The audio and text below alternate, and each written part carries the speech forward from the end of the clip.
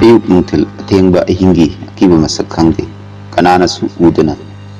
athengba ahinda mongpam singdugi manakta pamlaga matek kapsaba ngawba sapun manma maithong pudana u pambi amagi makhongda phamduna mongpam singdugi maraktagi amakaktada mitkuptani yenglaga tamoi mesak koksabagumta singmaida leiriba miyoi khudingnadi mongpam singdugi manakta kaptuna phamdiba misaktugi awaba misak adudi khangani thamoi sokna mamittagi mapi sintaduna mahaki haukraba wari singdo ningsingduna khajik tapna khatpa haurai transfer order se hek phangbaga ai Sujanpurgi damak yung thadukduna khongsalaki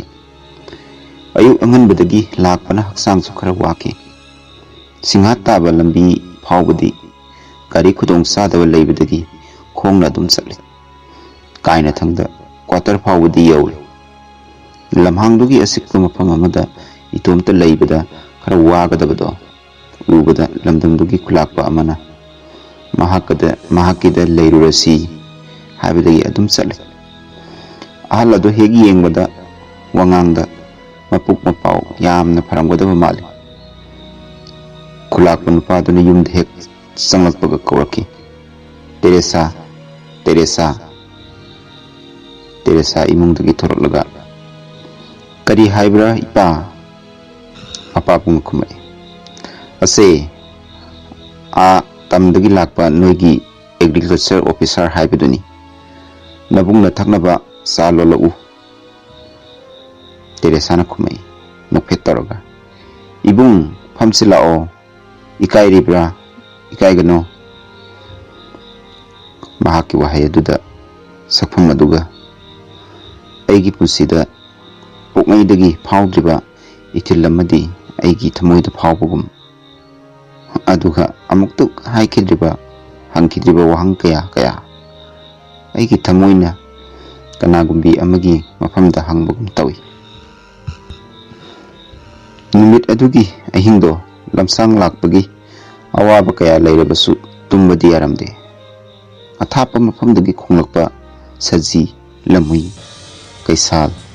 kayagi khonjel aduga ahing saktaba sekla singna akiba phawna atiyada nil khongle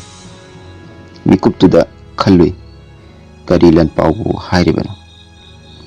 church ki kangsi makholsu nusina mami samna tari aduga singya adugi nakalda leiba angamba singdagi sintharakpa iraw kholna numitugi aigi nakongda ahing tumbada kaiba oiki thong hangdoktuna mapan thorakpada meragi ahingi thabalna awangba singdolgi marumdagi amangba nungdumlakta makhong tapna thangduna hainingdana paibadu ui aduga thapa singyadagi leisil mapai kaya ama mafam amakaktuda lepa leitana pairi ahingdu yamna si ningthizai athapa singdolda tariba khulgi yumgi sumang matol amada kegamgi thongmai manba macha amakakti nungsina ngaladuna mathau tawri khalai yum mai kai yenglaga tampaki ima pabungdo tumlamladra tungda kanano amana aigi lengjimda tapai mataududa swai lawi ayhak tungda yengthoklubada Teresa na mamon noklaga leirambadu uki Teresa angaubi nang oire nang hojik phawba tumjibra Teresa na khumai tumdri masai makai dadagi matau yengribani khara leiraga atum hainarakani dada nangna hainadrido ahanba lakpasida tawribani aina khali aigi saktamsina puknunggi aningba awabasu khanglini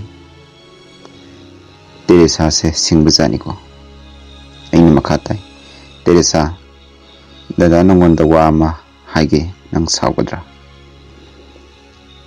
sauroi hayo dada nang yamna fajai nungsi haige tawbani Teresa na nokphet tawraga tamgi dada se lakna phana yaroidori wahai se hairamaga imungda sensinkre asumna matam khara leiraga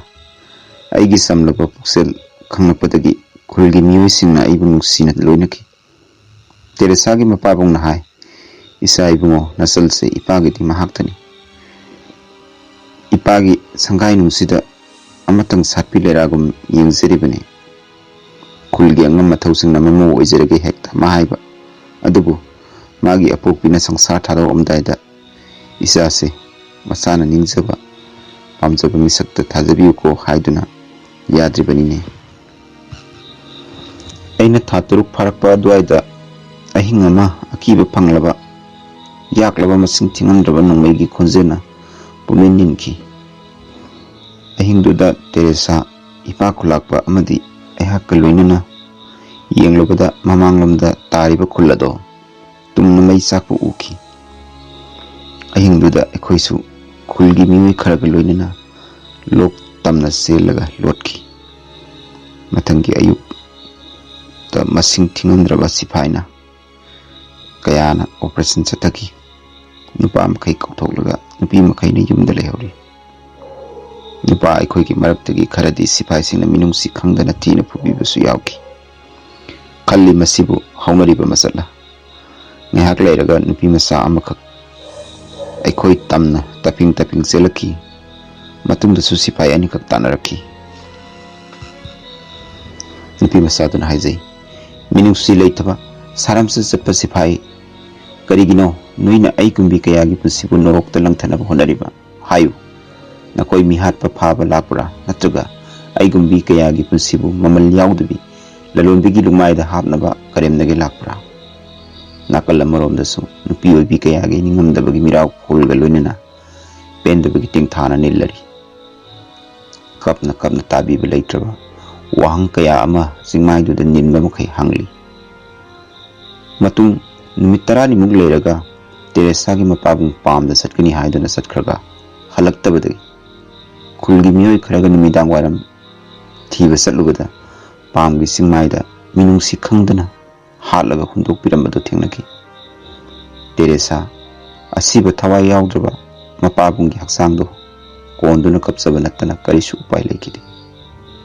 aisu thamoi sokna tamthiba mihatu pendi kapsaki thamoi sokna aina kalli magi ni kana leitrabi Teresa bu puduna tampakta satlagi phanamak haiduna su nungdamba bidi mana aigi laibakta tamlambani matam khara leiraga nongma tampaktagi sithi amakak aigi ipamdal thunglaki chithi ado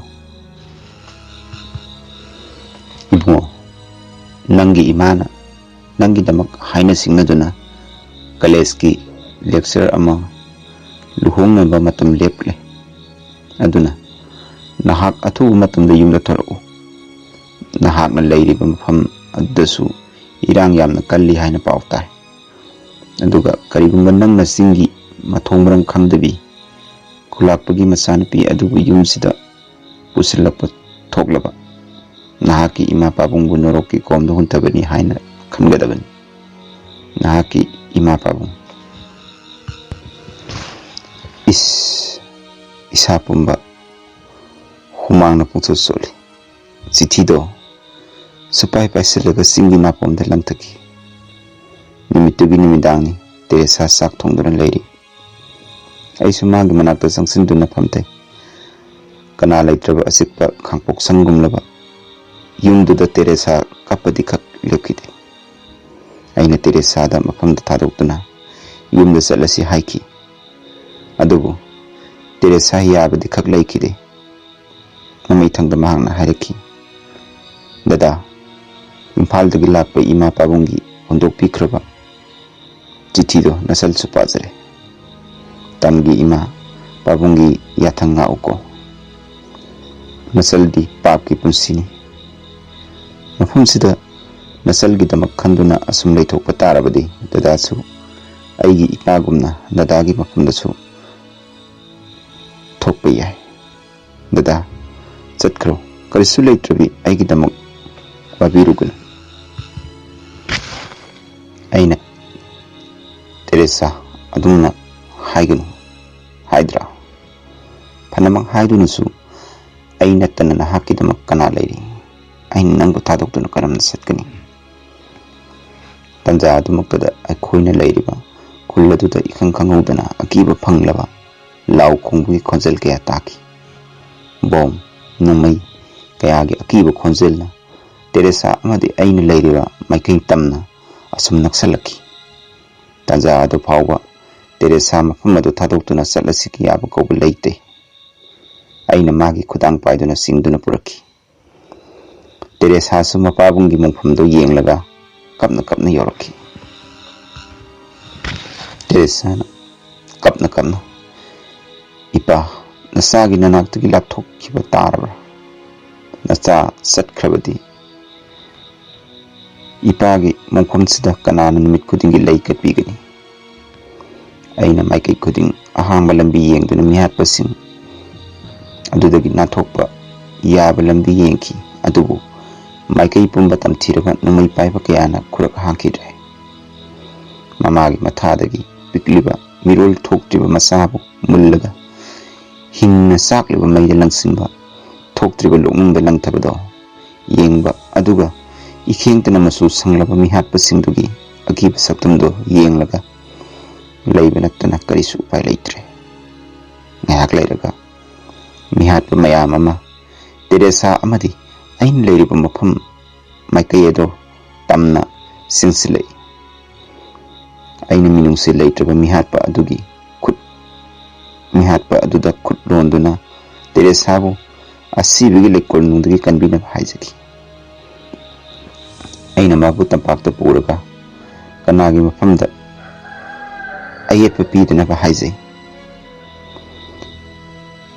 ꯃꯤꯍꯥꯠꯄꯁꯤꯡꯗꯨꯅ ꯑꯩꯉꯣꯟꯗ ꯍꯥꯏꯔꯛꯏ, "ꯍꯦ ꯃꯩꯇꯩ ꯃꯆꯥ, ꯅꯊ꯭ꯋꯥꯏ ꯍꯤꯡꯅꯤꯡꯂꯕꯗꯤ ꯇꯦꯔꯦꯁꯥꯕꯨ ꯊꯥꯗꯣꯛꯇꯨꯅ ꯃꯐꯝꯁꯤꯗꯒꯤ ꯆꯠꯈ꯭ꯔꯣ." ꯑꯩꯅ ꯈꯨꯝꯈꯤ, "ꯅꯠꯇꯦ, ꯑꯗꯨꯝꯅ ꯍꯥꯏꯕꯤꯒꯅꯨ꯫ ꯅꯈꯨꯠꯇ ꯈꯨꯠꯂꯥꯏ ꯄꯥꯏꯗꯨꯅ ꯃꯤꯕꯨ ꯇꯨꯝꯅ ꯍꯥꯠꯂꯒ ꯅꯈꯣꯏꯒꯤ ꯅꯤꯡꯕ ꯊꯨꯡꯕꯅ ꯀꯔꯤꯅꯣ? ꯇꯦꯔꯦꯁꯥꯅ ꯅꯈꯣꯏꯒꯤ ꯅꯐꯝꯗ ꯀꯔꯤ ꯂꯥꯟꯈ꯭ꯔꯦ? ꯀꯔꯤꯁꯨ ꯈꯪꯗ꯭ꯔꯕꯤ ꯃꯥꯕꯨ ꯍꯥꯠꯂꯒ ꯅꯈꯣꯏꯒꯤ ꯑꯅꯤꯡꯕꯗꯨꯃꯛ ꯊꯨꯡꯂꯗ꯭ꯔꯥ? ꯃꯍꯥꯛꯀꯨꯝꯕꯤ ꯀꯔꯤꯁꯨ ꯈꯪꯖꯗꯕꯤ ꯂꯩꯔꯥꯡ ꯑꯃꯒꯤ ꯄꯨꯟꯁꯤꯕꯨ ꯀꯔꯤꯒꯤꯅꯣ ꯅꯈꯣꯏꯅ ꯃꯤꯅꯨꯡꯁꯤ ꯈꯪꯗꯅ ꯊꯥꯗꯠꯄꯤꯔꯤꯕ? ꯃꯍꯥꯛ ꯈꯛꯇꯪꯗꯤ ꯀꯟꯕꯤꯌꯨ." ꯃꯤꯍꯥꯠꯄꯁꯤꯡꯗꯨꯅ ꯍꯥꯏꯔꯛꯈꯤ, "ꯍꯦ ꯃꯩꯇꯩ ꯃꯆꯥ ꯑꯉꯥꯎꯕ, ꯅꯪꯅ ꯍꯥꯏꯔꯤꯕꯗꯨ ꯀꯔꯤꯅꯣ? ꯑꯩꯈꯣꯏ ꯈꯪꯗꯦ꯫ ꯑꯔꯦꯝꯕꯗ ꯅꯊ꯭ꯋꯥꯏ ꯃꯥꯡꯅꯕꯅꯤ꯫ ꯆꯠꯈ꯭ꯔꯣ ꯍꯥꯏꯕꯗꯤ ꯀꯣꯛ ꯆꯠꯈ꯭ꯔꯣꯗꯅ." ꯅꯤꯡꯉꯝꯗꯅ ꯀꯞꯅ ꯀꯞꯅ ꯇꯦꯔꯦꯁꯥꯅ ꯍꯥꯏꯔꯛꯈꯤ, "ꯗꯗꯥ, ꯅꯆꯜꯗꯤ ꯃꯐꯝ ꯑꯁꯤꯗ ꯑꯗꯨꯃꯛ ꯄꯨꯟꯁꯤ ꯂꯣꯏꯒꯗꯕꯅꯤ꯫ ꯗꯗꯥ ꯆꯠꯈ꯭ꯔꯣ, ꯅꯆꯜꯕꯨ ꯊꯥꯗꯣꯛꯇꯨꯅ ꯆꯠꯈ꯭ꯔꯣ ꯗꯗꯥ." ꯃꯥꯕꯨ ꯊꯥꯗꯣꯛꯇꯨꯅ ꯆꯠꯅꯕꯒꯤ ꯊꯧꯅꯥ ꯑꯗꯨꯒꯤ ꯋꯥꯡꯃꯗ ꯂꯩꯔꯝꯃꯤ꯫ ꯑꯩ ꯃꯥꯕꯨ ꯈꯛ ꯊꯥꯗꯣꯛꯇꯨꯅ ꯆꯠꯄ ꯉꯝꯂꯝꯗꯦ꯫ ꯇꯟꯖꯥ ꯑꯗꯨꯗ ꯑꯀꯟꯕ ꯁꯥꯐꯨ ꯑꯃꯈꯛ ꯑꯩꯒꯤ ꯇꯨꯡꯂꯣꯝꯗꯒꯤ ꯀꯣꯛꯇ ꯐꯨꯊꯔꯛꯄꯒꯨꯝ ꯇꯧꯈꯤ꯫ ꯑꯩꯅ ꯒ꯭ꯌꯥꯟ ꯃꯥꯡꯂꯝꯗꯥꯏꯗ ꯇꯦꯔꯦꯁꯥꯅ "ꯗꯗꯥ" ꯍꯥꯏꯕ ꯋꯥꯍꯩꯒ ꯂꯣꯏꯅꯅ ꯅꯤꯡꯉꯝꯗꯅ ꯀꯞꯍꯧꯕꯗꯣ ꯎꯔꯒ ꯂꯩꯃꯥꯏꯗ ꯑꯗꯨꯃꯛ ꯍꯥꯏꯊꯈꯤ꯫ ꯉꯥꯏꯍꯥꯛ ꯂꯩꯔꯒ ꯑꯩ ꯒ꯭ꯌꯥꯟ ꯇꯥꯔꯛꯄꯗ ꯇꯦꯔꯦꯁꯥꯕꯨ ꯅꯤꯡꯁꯤꯡꯂꯛꯄ ꯃꯤꯀꯨꯞꯇꯣ, ꯇꯦꯔꯦꯁꯥꯒꯤ ꯊꯋꯥꯏ ꯌꯥꯎꯗ꯭ꯔꯕ ꯅꯣꯡꯃꯩ ꯃꯔꯨꯇꯅ ꯊꯜꯂꯕ ꯍꯛꯆꯥꯡꯗꯣ ꯑꯩꯒꯤ ꯌꯦꯠ ꯊꯪꯕ ꯄꯥꯝꯕꯣꯝꯗ ꯃꯅꯤꯡ ꯇꯝꯅ ꯃꯣꯟꯈꯥꯡꯅꯔꯒ ꯂꯩꯔꯝꯕꯗꯨ ꯅꯠꯇꯅ ꯀꯅꯥꯁꯨ ꯂꯩꯔꯝꯗ꯭ꯔꯦ꯫ ꯈꯨꯜꯒꯤ ꯌꯨꯝꯁꯤꯡ ꯑꯗꯨꯁꯨ ꯇꯥꯡꯒꯣꯏ ꯃꯄꯩꯒꯨꯝ ꯆꯥꯛꯂꯝꯃꯤ꯫ ꯃꯤꯅꯨꯡꯁꯤ ꯂꯩꯇ꯭ꯔꯕ ꯃꯤꯑꯣꯏꯕꯒꯤ ꯊꯃꯣꯏꯕꯨ ꯋꯥꯔꯧꯖꯗꯨꯅ ꯀꯞꯆꯕ ꯈꯛ ꯅꯠꯇꯅ ꯍꯧꯖꯤꯛꯇꯤ ꯀꯔꯤ ꯎꯄꯥꯏ ꯂꯩꯔꯤ? ꯇꯦꯔꯦꯁꯥꯒꯤ ꯊꯋꯥꯏ ꯌꯥꯎꯗ꯭ꯔꯕ ꯍꯛꯆꯥꯡ ꯑꯗꯣ ꯃꯄꯥꯕꯨꯡꯒꯤ ꯃꯣꯡꯐꯝ ꯑꯗꯨꯒꯤ ꯃꯅꯥꯛꯇ ꯂꯩꯔꯣꯜ ꯆꯜꯂꯒ ꯃꯣꯡꯐꯝꯗꯨꯒꯤ ꯃꯅꯥꯛꯇꯒꯤ ꯈꯣꯡ ꯊꯥꯡꯗꯣꯛꯄ ꯉꯝꯗꯅ ꯃꯐꯝꯗꯨꯗ ꯑꯗꯨꯃꯛ ꯀꯞꯆꯈꯤ꯫ ꯉꯁꯤ ꯂꯥꯜꯗꯤ ꯂꯣꯏꯈ꯭ꯔꯦ꯫ ꯃꯤꯑꯣꯏꯕꯒꯤ ꯄꯨꯟꯁꯤ ꯀꯌꯥ ꯑꯃꯗꯤ ꯃꯤꯀꯞ ꯊꯣꯛꯄ ꯂꯩꯇ꯭ꯔꯕ ꯑꯁꯤꯕꯒꯤ ꯁꯨꯔꯨꯡꯗꯨꯗ ꯅꯤꯡꯉꯥꯏꯗꯅ ꯇꯨꯝꯅꯈ꯭ꯔꯦ꯫ ꯉꯁꯤꯗꯤ ꯃꯤꯑꯣꯏꯕꯒꯤ ꯃꯔꯨ ꯀꯣꯛꯂꯕ ꯆꯤꯡꯃꯥꯏꯁꯤꯗ ꯃꯣꯡꯐꯝꯒꯤ ꯂꯩꯔꯣꯜꯁꯤꯡ ꯑꯗꯨ ꯈꯛ ꯅꯠꯇꯅ ꯀꯅꯥꯁꯨ ꯂꯩꯇ꯭ꯔꯦ꯫ ꯑꯁꯤꯔ ꯃꯤꯑꯣꯏꯕꯒꯤ ꯃꯥꯏ ꯄꯥꯛꯄꯒꯤ ꯐꯜ ꯍꯥꯏꯕꯗꯣ? ꯃꯇꯝ ꯑꯃꯗ Khutta thangsang paiduna miyoibagi minungsi khangdana aigi Teresabusu asibagi khayata yai tarhankiba he minungsi haitaba mihat lanmi nangsu ngasidi karigi namak lukthaduna tuminna kapli ngasi aina mongphamsigi manakta phamdana kaplibase lalak aduda ningandana punsi longkhrabi kana lijadribi Teresagi damaktani